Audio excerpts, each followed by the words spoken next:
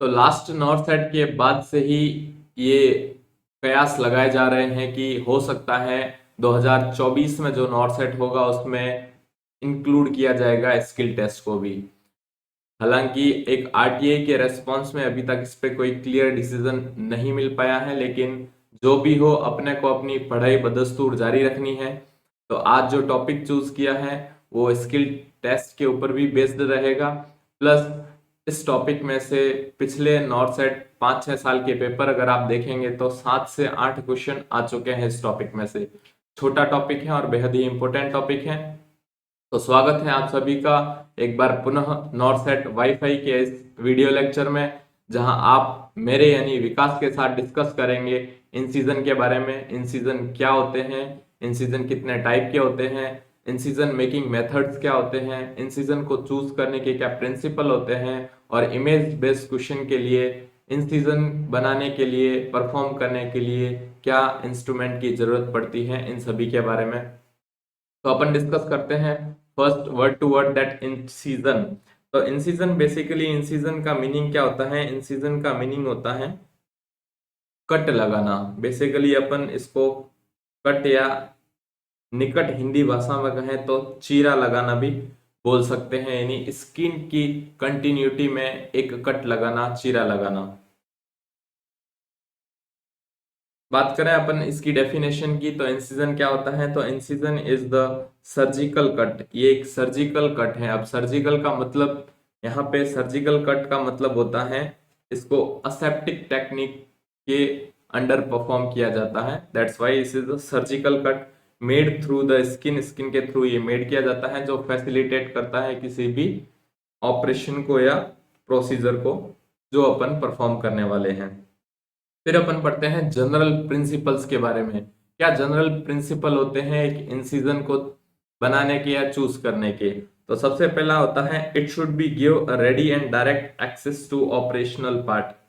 Body के जिस किसी भी पार्ट में अपने को प्रोसीजर या सर्जरी परफॉर्म करनी है, तो इंसिजन ऐसा चूज करते हैं जहां से उस पार्ट तक अपन इजी और डायरेक्टली पहुंच पाए।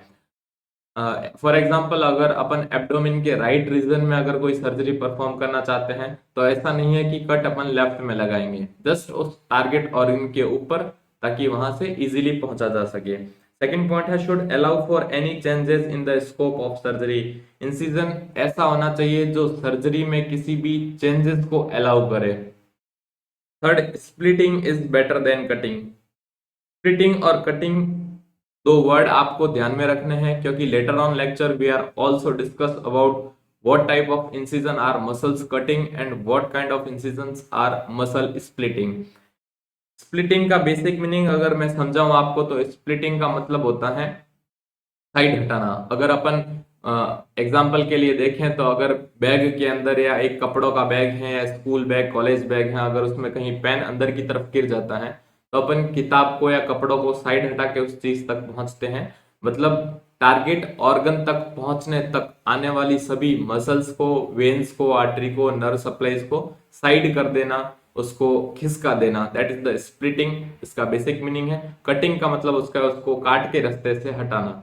तो ऑलवेज इन इंसिजन और surgery splitting is the better option. आपको किसी भी वेन को, आर्टरी को, मसल्स को काटना नहीं पड़े, जस्ट उसको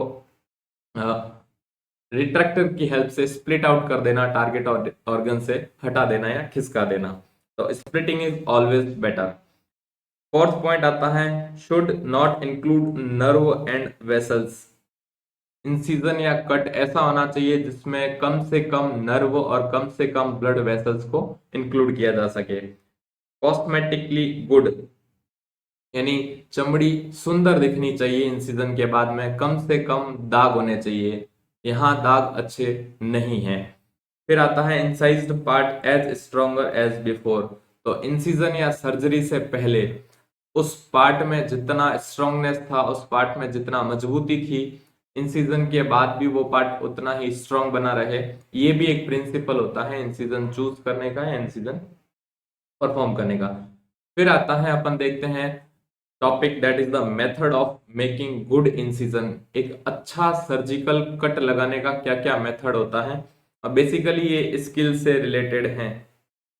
जो अपन परफॉर्म कर रहे हैं इंसिजन, उसमें अगर अपन स्किल्ड हैं देन ये गुड इंसिजन होगा। और ये स्किल कौन कौन सी होती है? First, knife should be cleanly with firm and control stroke of the knife, यानी शुड बी मेड। इंसिजन को जब भी बनाते हैं, मेड करते हैं, तो जो नाइफ होता है उसको फर्म यानी थोड़ा सा कड़क हाथों से, छटके हुए हाथों से अपन पकड़ेंगे एंड कंट्रोल स्ट्रोक, संतुलित रूप से, उसमें बैलेंस्ड रूप से और मजबूती के साथ कट लगाएंगे। ऐसा नहीं हो कि आपने नाइफ को लूज पकड़ा है और जिग जैग मैनर में इंसिजन लग जाए, कभी डीप लग जाए, कभी सुपरफिशियल ही रहे, तो ऐसा नहीं होना चाहिए। आपको नाइफ को फर्म एंड कंट्रोल्ड स्ट्रोक करना है। Second, knife is kept perpendicular to the skin. आपको नाइफ को हमेशा स्किन के परपेंडिकुलर होल्ड करना है। अगर ये नाइफ है, मेरे पास एक नाइफ भी है, तो अगर आप एक नाइफ यूज कर रहे हैं कट लगाने के लिए, तो हमेशा इसको स्किन के परपेंडिकुलर ऐसे चलाना है, यानी परपेंडिकुलर परफॉर्म करना है। आप इसको ऐसे ऐसे ऐसे किसी भी एंगल से करेंगे तो इंसिजन गुड नहीं होगा, incision is the bad. So you always kept your scalpel or blade perpendicular to the skin. Should be made with the single stroke. आपको इंसिजन हमेशा सिंगल स्ट्रोक के अंदर बनाना है, यानी आप कभी भी इंसिजन बनाए तो आप जैसे ही ब्लेड को पकड़ें एंड सिंगल एक स्ट्रोक में आप इंसिजन परफॉर्म करते हैं, करेंगे तो वो एक बेटर इंसिजन होगा।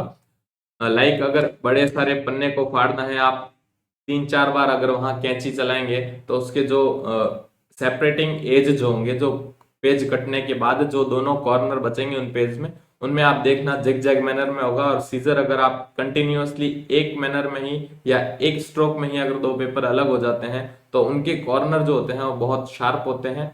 तो यहाँ पे जो जिग जैग कॉर्नर बनते हैं ये कॉस्मेटिकली भी थोड़े से बैड होते हैं, अच्छे नहीं होते हैं। तो आपको हमेशा इंसिजन सिंगल स्ट्रोक के अंदर परफॉर्म करना है।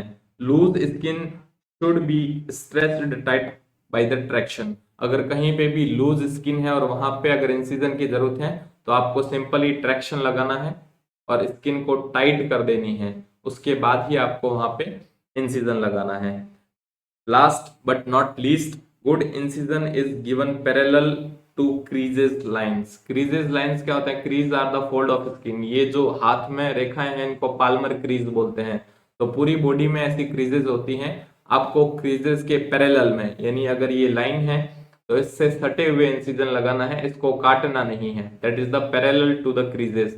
आपको क्रीजेस के पैरेलल में इंसिजन लगाना है and across the line of pull of underlying muscles.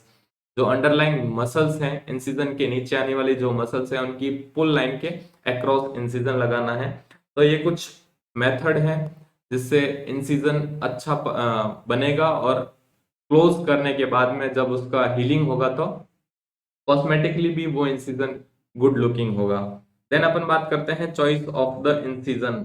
एक इंसिजन को कैसे चूज किया जाता है, आगे अपन डिस्कस करेंगे कि कितने टाइप के इंसिजन होते हैं। तो उन सब टाइप में से एक इंसिजन को कैसे चूज किया जाता है, तो इसके भी 5 पॉइंट होते हैं। सबसे पहला, टाइप ऑफ सर्जरी। किस टाइप की सर्जरी परफॉर्म होने वाली है उसके अकॉर्डिंग इंसिजन को चूज किया जाता है। टारगेट ऑर्गन कहाँ पर है, राइट साइड में, लेफ्ट साइड में, डीप है, सुपरफिशियल है, इसके अकॉर्डिंग भी अपन चूज करते हैं इंसिजन को। प्रीवियस सर्जरी, अगर पहले सर्जरी हो रखी है और कहीं पे इंसिजन लगा हुआ है और रिपीट सर्जरी करनी है, तो ये भी डिपेंड करता है कि अपने को सेकेंड टाइम कौन सा इंसिजन चूज करना है। ग्रेड ऑफ पेशेंट ओबेसिटी, अगर पेशेंट ज्यादा ओबेस्ड है, उसकी स्किन, या अपन बात करते हैं जो बीच में आने वाली जितनी भी लेयर है, फैटी लेयर है, स्किन है, उनकी अगर थिकनेस बहुत ज्यादा है तो उस केस में इंसिजन का टाइप अलग चूज किया जाता है। And last, surgeon on experience and preference. जो सर्जन सर्जरी परफॉर्म करने वाला है उसका एक्सपीरियंस कैसा है और उसका पर्सनल प्रेफरेंस किस टाइप के इंसिजन में है। तो ये सभी बातें अपन एक इंसिजन को चूज करते टाइम ध्यान में रखते हैं। एक एडवांस टॉपिक कह दीजिए या एडवांस इंफॉर्मेशन कह दीजिए जो है Langer's line. What is the Langer's line? Langer's line क्या होती है? तो बेसिकली पहले इसका फोटो देख लेते हैं फिर समझते हैं। तो ये होती है लैंगर्स लाइन, ये पूरी बॉडी में होती है। अगर आप आसान भाषा में समझना चाहते हैं तो फिंगरप्रिंट से कंपेयर कर सकते हैं।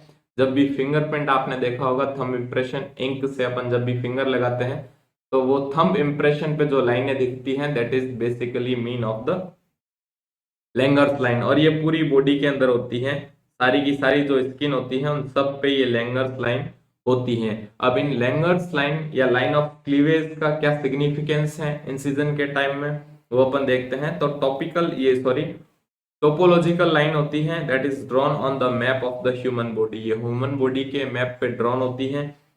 दे are the they are parallel to the natural orientation of the collagen fibre, जो बॉडी की स्किन के कोलेजन फाइबर होते हैं उनके पैरेलल होती हैं ये लैंगर लाइन या लाइन ऑफ क्लीवेज। जो डर्मिस लेयर में पाए जाते हैं फाइबर्स उनके पैरेलल होती हैं, समानांतर होती हैं, and generally perpendicular to the underline muscle fibre.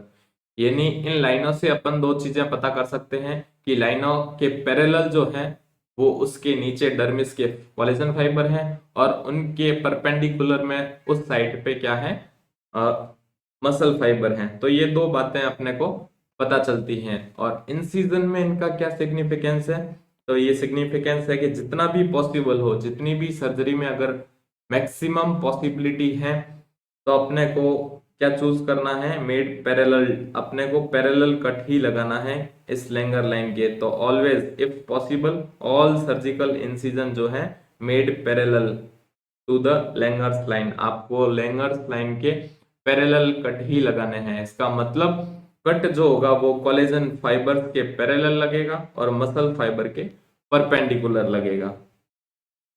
तो ये है लैंगर्स लाइन का मीनिंग, इनको लाइन ऑफ क्लीवेज भी कहते हैं। फिर अपन बात करते हैं जो इमेज बेस्ड क्वेश्चन के लिए इंपॉर्टेंट है और प्रीवियस ईयर क्वेश्चन इस टॉपिक में से भी 6 या 7 बने हुए हैं, इनके बारे में डिस्कस करते हैं कि इंस्ट्रूमेंट क्या यूज किए जाते हैं एक इंसिजन को, स्किन कट को परफॉर्म करने के लिए। तो सबसे पहले इंसिजन जो यूज किया जाता है instrument that is the BP handle, या इसको बार्ट पार्कर हैंडल भी कहते हैं। और ये इसकी इमेज है, ये एक बीपी हैंडल है। कम से कम इसकी इमेज 3 से 4 बार पिछले 4-5 साल के प्रीवियस पेपर में पूछी जा चुकी है।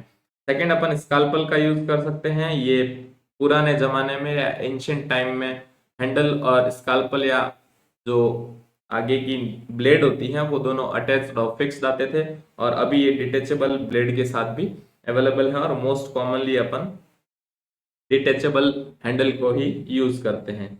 अब ये सारी की सारी सर्जिकल ब्लेड्स हैं और इन सब में से भी इमेज बेस्ड क्वेश्चन बहुत पूछा जाता है, और अपन थोड़ा सा डिटेल में डिस्कस करते हैं इन ब्लेड के बारे में।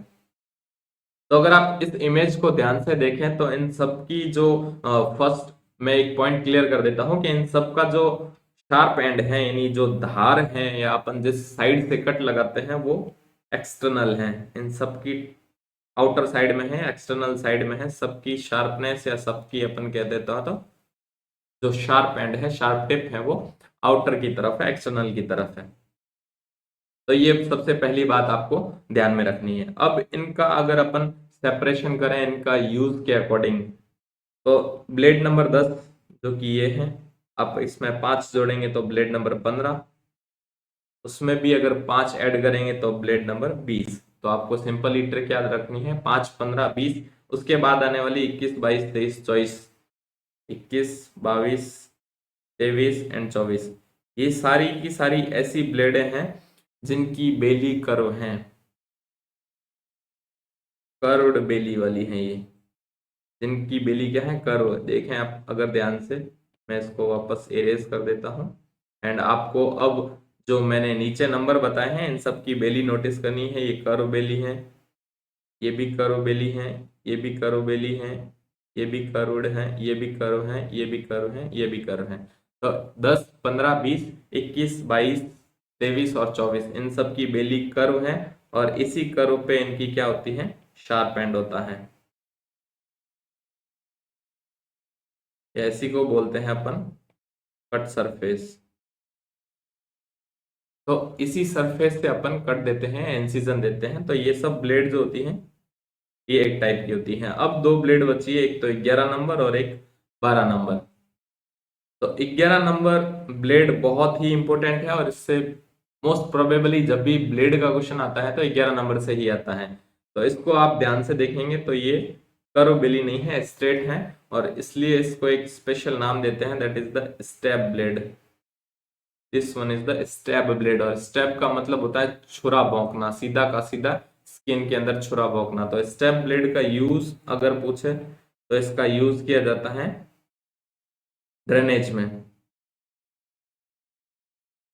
कहीं से भी अगर ड्रेनेज या पस कलेक्शन हो रखा होता है तो उस कंडीशन में पस को ड्रेन आउट करने के लिए इसका यूज किया जाता है स्टेप ब्लेड का सीधा जो अपने इनसी पस कलेक्शन का जो एरिया होता है उसके अंदर अपन स्टेप ब्लेड को इंसर्ट करते हैं, इंसिजन करते हैं और वहां से ड्रेनेज को इकट्ठा करते हैं। जो 12 नंबर ब्लेड है इसको याद रखने का एक अच्छा तरीका है, अगर आप 12 को 2 को ऐसे लिख देंगे, उल्टा है ना, ये 12 है, अगर आप इसको ऐसे लिख देंगे तो ये 2 हो गया, ये 12 हो गया। तो इसकी जो ये अंदर वाली सरफेस है इसके अंदर शार्पनेस होती है, जो कर्व टिप है दो के अंदर वाला, इसके अंदर क्या होती है, शार्प होती है, इसके अंदर इसकी धार होती है। तो इसका 12 नंबर ब्लेड जो होता है इसका यूज किस में किया जाता है, ये इसको सूचर रिमूवल ब्लेड बोलते हैं, सूचर रिमूवल।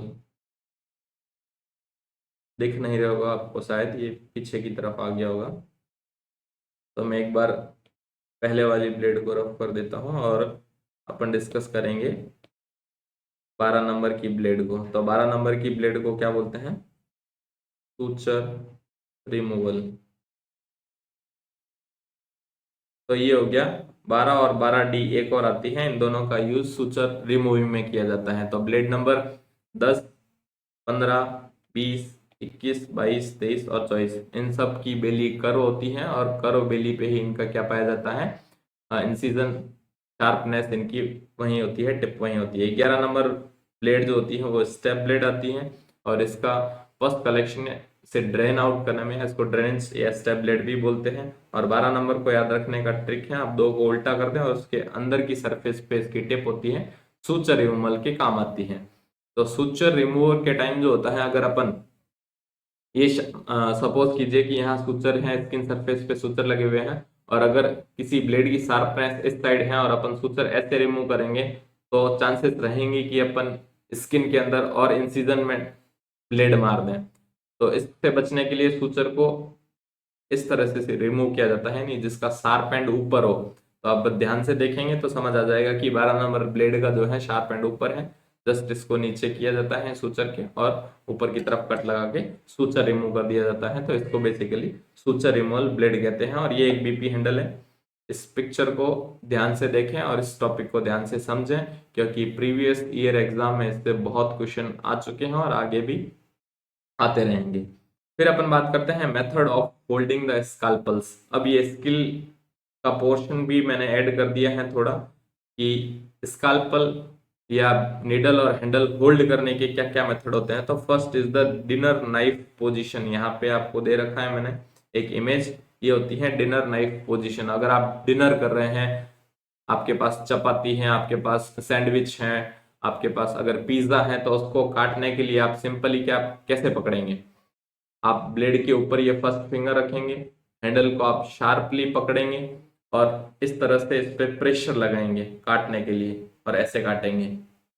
तो इसको बोलते हैं डिनर नाइफ पोजीशन। और डिनर नाइफ पोजीशन, अब दो चीजें क्लियर हैं प्रेजेंटेशन से भी, कि अगर ये फिंगर है यहाँ पे तो ये प्रेशर कर रही है शार्प एंड को, मतलब इस फिंगर से एक्स्ट्रा प्रेशर मिलेगा और इस तरह की होल्डिंग से स्टेबिलिटी मिलेगी।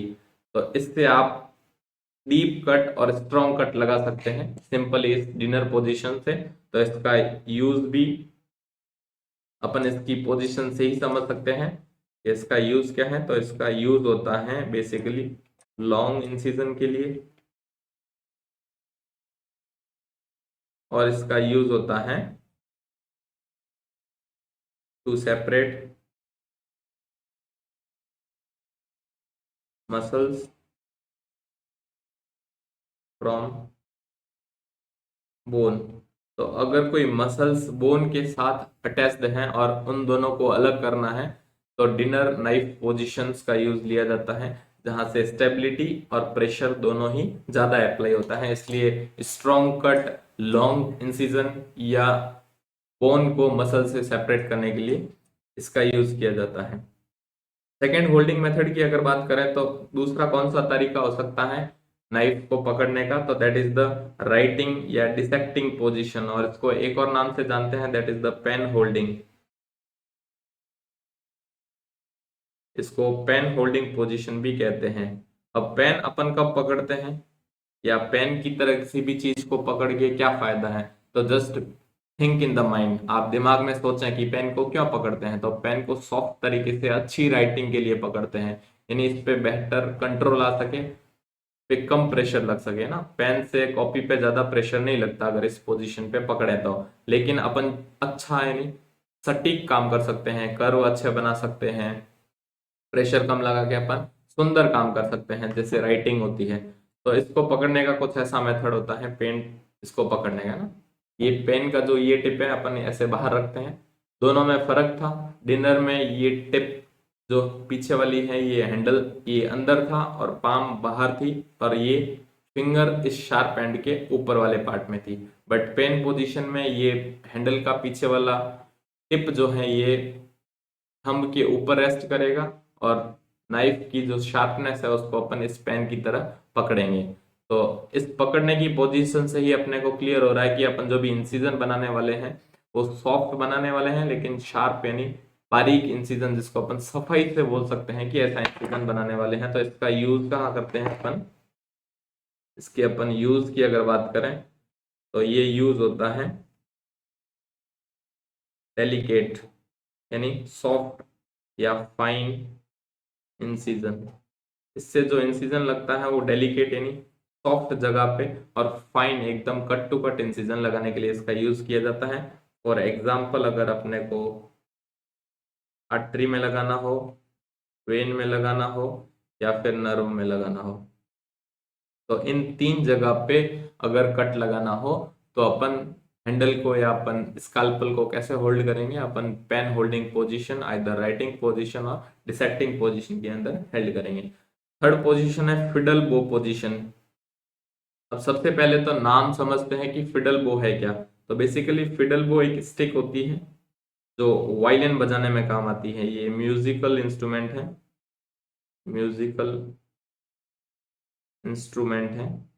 जैसे वायलिन बजाते हैं तो वायलिन बजाने के लिए जो स्टिक आती है किसी भी टाइप का, अगर वायलिन आपने मूवीज में देखा होगा तो उन वायलिन बजाने के लिए जो स्टिक आती है उसको फिडल बो कहते हैं। अब उसको बजाने के लिए कुछ ऐसे पकड़ना पड़ता है, और नाइफ को भी अपन ऐसे ही पकड़ते हैं।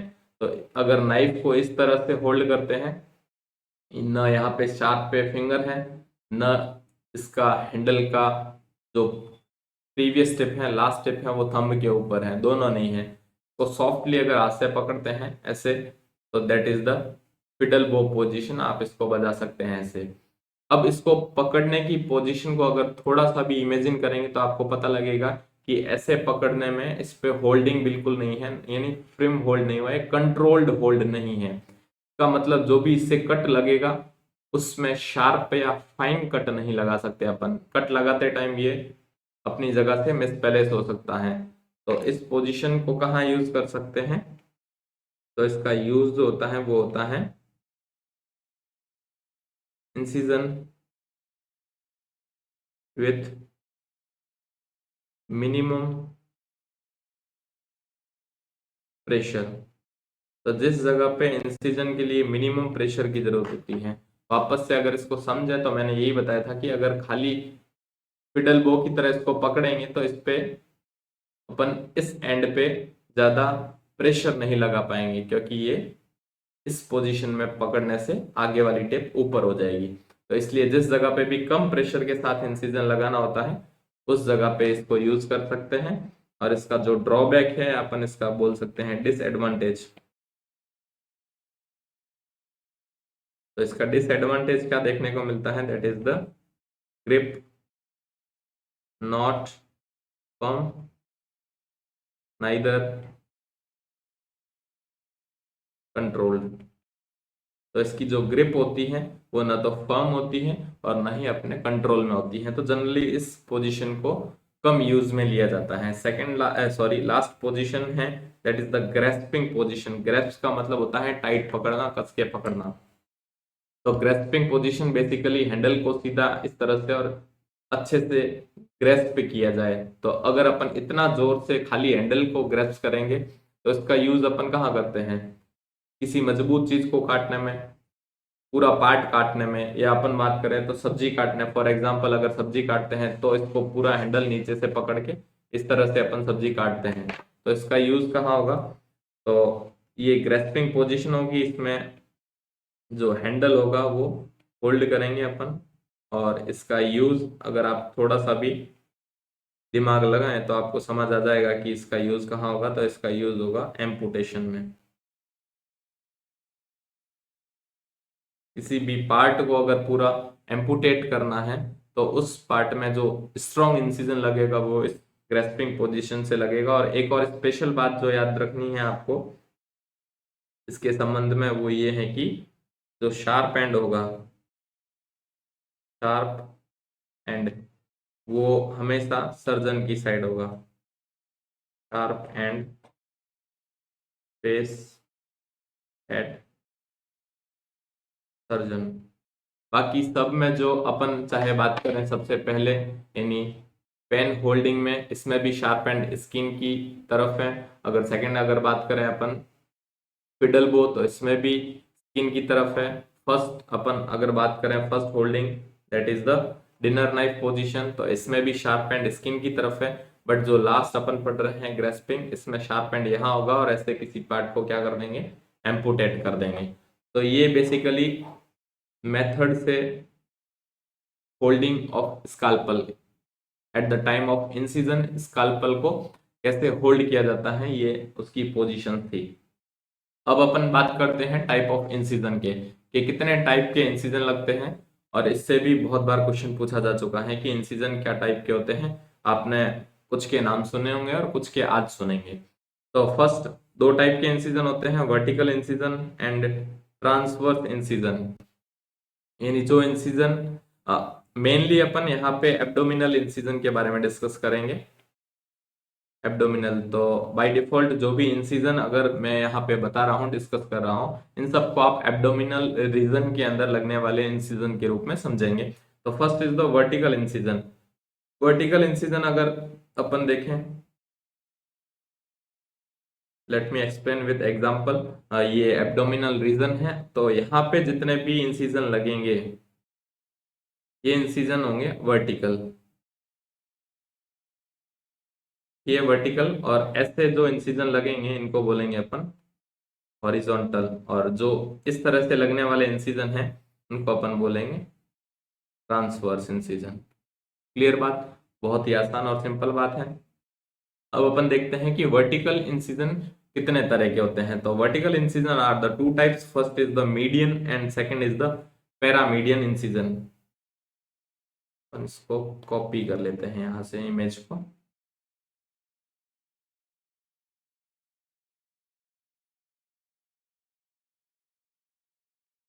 अपन कॉपी कर लेते हैं और हर जगह इसी से समझेंगे।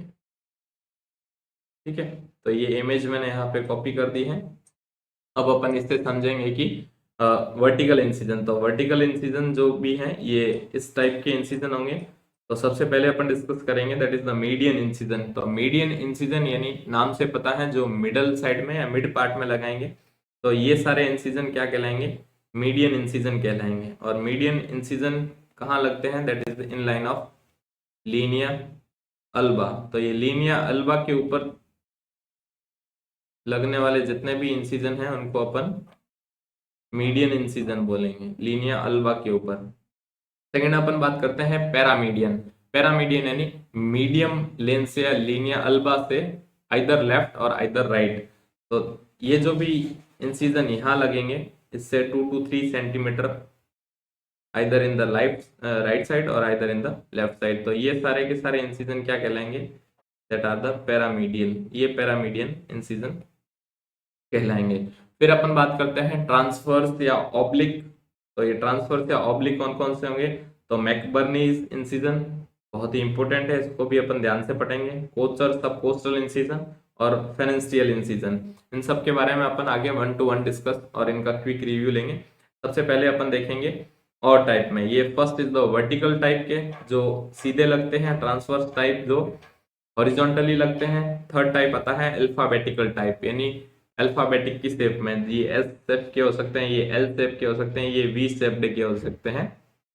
तो इस तरह के जो इंसिजन लगते हैं दैट आर द अल्फाबेटिकल। एक और टाइप है that is the Charni, and last है एब्डोमिनोथोरेसिक रीजन में लगने वाले इंसिजन। फिर अपन डिस्कस करेंगे जो इम्पोर्टेंट इंसिजन है जिनसे डायरेक्ट क्वेश्चन बनते हैं उनसे। तो इनमें सबसे इम्पोर्टेंट जो पहला आता है दैट इज द मैकबर्नी या ग्रिड आयरन इंसिजन, और ग्रिड आयरन से फेमसली क्वेश्चन आता है मैकबर्नी इंसिजन। तो क्लियर करते हैं सबसे पहले मैकबर्नी क्या है। तो मैकबर्नी एक पॉइंट होता है,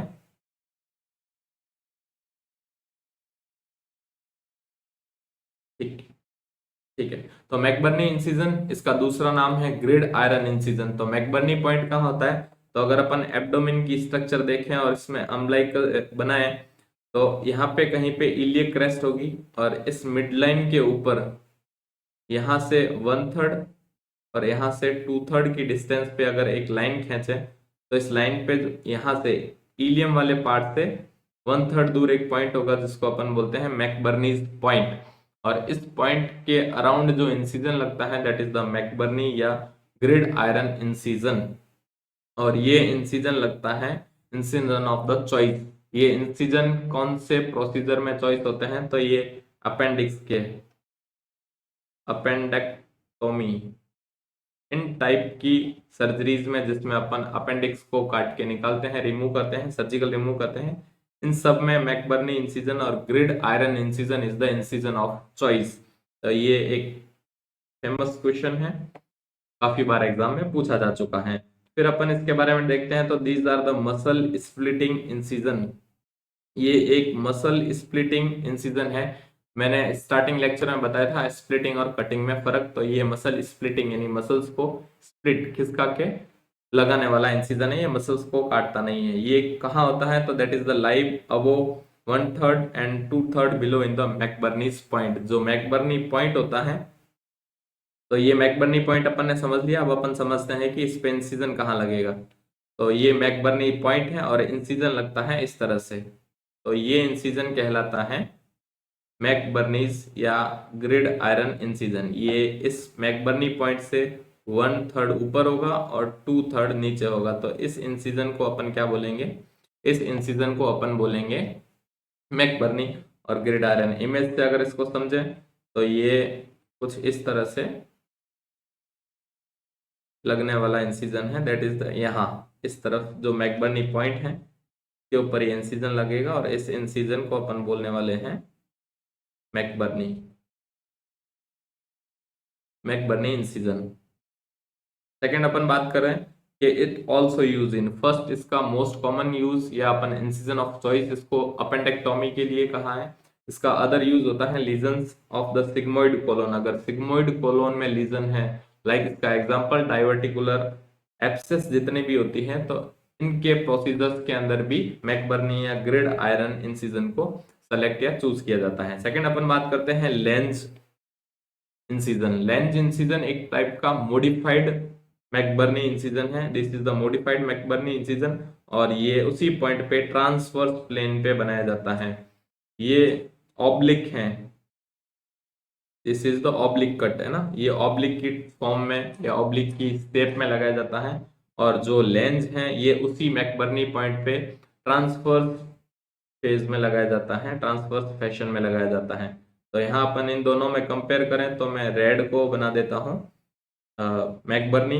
तो इस पॉइंट को अगर अपन मैकबर्नी पॉइंट माने, कंसीडर करें, तो ये जो कट लगने वाला है ये लगने वाला है मैकबर्नी। और लेंज को अगर समझें तो लेंज कुछ इस तरह से लगता है इसके नीचे, इसी पॉइंट के नीचे। तो ये लगने वाला जो इंसिजन है ये है लेंज। ये एक तरह का मॉडिफाइड मैकबर्नी है, और मैकबर्नी को अपन ने रेड में किया है। तो इन दोनों में से भी इमेज बेस्ड क्वेश्चन पूछा जा सकता है। नेक्स्ट अपन बात करें रदरफोर्ड मॉरिस इंसिजन। ये एक तरह का ऑब्लिक मसल कटिंग है। यहाँ आपको थोड़ा सा फोकस्ड करना है। जो पीछे मैंने दोनों पढ़ाए हैं that are the muscle splitting, and ये पहला इंसिजन आया है रदरफोर्ड मॉरिसन, जो मसल्स कटिंग होता है, ये मसल्स को काटता है। That is the extend and direction similar to the McBurney. इसका एक्सटेंशन और जो डायरेक्शन होती है वो सिमिलर टू द मैकबर्नी होता है। ये यूज किया जाता है अपेंडिकुलर एब्सेस, अपेंडिक्स के अंदर एब्सेस होने की कंडीशन में, राइट और लेफ्ट कोलोनिक रिसेक्शन में, कोलोन का रिसेक्शन करना हो, एंड सिग्मोइड कोलोस्टोमी करने, इन सब प्रोसीजर्स के अंदर चूज किया जाता है रदरफोर्ड मॉरिसन इंसिजन को। अब रदरफोर्ड मॉरिसन की पोजीशन देखते हैं अपन इमेज पे, तो ये एब्डोमिनल रीजन है, और अगर यहाँ पे अपने को परफॉर्म करना है रदरफोर्ड मॉरिसन, तो ये यहाँ पे इस तरह का जो ट्रांसवर्स कट लगता है, सॉरी ऑब्लिक कट लगता है, ये ऑब्लिक कट, तो इस टाइप के कट को कहते हैं अपन रदरफोर्ड मॉरिसन। यहाँ लगने वाले कट को अपन ने क्या बोल दिया था, मैकबर्नी, और नीचे लगने वाले को बोल दिया था लेंज। तो तीनों को अपन ने साथ में समझ लिया, that is the Rutherford Morrison, ये है मैकबर्नी और ये है लेंज। अब कुछ और अदर टाइप जो थोड़े कम इंपोर्टेंट है बट कभी कभी एग्जाम में पूछे जा सकते हैं, और इनका नाम है, सबसे पहला ये है गिब्सन इंसिजन। अब गिब्सन इंसिजन क्या काम आता है, that is the renal transplant. ये रीनल ट्रांसप्लांट के अंदर काम आता है। इन सब की पोजीशन अपन एक साथ अभी पीछे पढ़ेंगे वन बाय वन। सबसे पहला अपन देखते हैं गिब्सन। तो गिब्सन रीनल ट्रांसप्लांट के अंदर काम आता है, और इसकी पोजीशन यहाँ कहीं होती है, ये इस तरह से लगता है गिब्सन। और किस काम आता है, ये रीनल ट्रांसप्लांट करने में काम आता है। Second one is the Kocher subcostal. अब सब कोस्टल रीजन कहाँ होता है, ये होता है अपनी इस पार्ट के अंदर। तो इस पार्ट के अंदर जो इंसिजन लगता है सब कोस्टल एरिया में, इसको अपन बोलते हैं कोचर, कोचर इंसिजन। ठीक है, तो ये कोचर सब कोस्टल इंसिजन किस में काम आता है, तो that is the excellent exposure to the gallbladder. इस पार्ट में नीचे की तरफ क्या होता है, गॉल ब्लेडर सिचुएटेड होता है, तो ये गॉल ब्लेडर के एक्सपोजर में, बिलियरी डक्ट के एक्सपोजर में, और specially it is used for cholecystectomy, यानी गॉल ब्लेडर के सर्जिकल रिमूवल के प्रोसीजर में स्पेशली कोचर या सब कोस्टल इंसिजन को काम में लिया जाता है। देन अपन पढ़ते हैं फेनेस्ट्रियल, और ये बहुत ही इंपॉर्टेंट है ओबीजी के पर्सपेक्टिव से, और ये दिया जाता है एलएससीएस में, लोअर एब्डोमिनल सिजेरियन सेक्शन में ये दिया जाता है, सिजेरियन सेक्शन में फेनेस्ट्रियल, और access to the pelvic organ, bladder और प्रोस्टेट। इसके अलावा भी ये पेल्विक ऑर्गन में, यूरिनरी ब्लेडर में और प्रोस्टेट के प्रोसीजर्स में भी इस तरह के कट को यूज किया जाता है। इसकी पोजीशन अपन अगर डिस्कस करें तो ये कुछ सी कर्व कर्व शेप में ये यहाँ पे लगता है, इसको बोलते हैं अपन, इस वाले कट को अपन बोलते हैं फेनेस्ट्रियल। ये होता है फेनेस्ट्रियल इंसिजन। फिर अपन बात करते हैं जोएल कोहेन इंसिजन के बारे में, और ये अबोव द फेनेस्ट्रियल इंसिजन, एक स्ट्रेट लगने वाला है, ये इसी का मॉडिफिकेशन होता है फेनेस्ट्रियल का, और ये इससे 2 से 3 सेंटीमीटर ऊपर इस तरह से लगाया जाता है, तो that is known as the Joel Cohen incision. तो ये कुछ अलग टाइप के इंसिजन हैं जो मे भी आने वाले एग्जाम में पूछे जा सकते हैं। तो अगर सारे इंसिजन आपको एब्डोमिनल कैविटी के एक बार रिवाइज करने को मिले, पहले तो इस वीडियो को पॉज करके आप ये स्क्रीनशॉट ले सकते हैं, और अगर अपन इन सबको रिकॉल करें तो अभी तक जो भी अपन ने पढ़े थे इंसिजन, तो ये सबसे था मीडियन, ये लगने वाले पैरामीडियम, ये ट्रांसवर्स इंसिजन यहाँ लगने वाला था, ये है कोचर सब कोस्टल रीजन में लगने वाला, ये अपेंडिक्स के लगने वाला ग्रिड आयरन, उसके नीचे स्ट्रेट में लगने वाला लेंज, यहाँ लगने वाला फेनेस्ट्रियल, इसके ऊपर स्ट्रेट में लगने वाला जोएल कोहेन, एंड यहाँ लगने वाला लास्ट जिसको अपन ने बोला था रदरफोर्ड मॉरिसन। तो ये था आज के टॉपिक इन सीजन में। होप सो वीडियो को आपने अच्छे से पढ़ा और समझा होगा और कंटेंट आपको अच्छा लगा होगा। तो वीडियो में लास्ट तक बने रहने के लिए आपका बहुत बहुत शुक्रिया। आप इस तरह के और वीडियो की नोटिफिकेशन को पाने के लिए चैनल को सब्सक्राइब करें, इस वीडियो को लाइक करें, शेयर करें और बेल आइकन को जरूर प्रेस करें। Thank you all.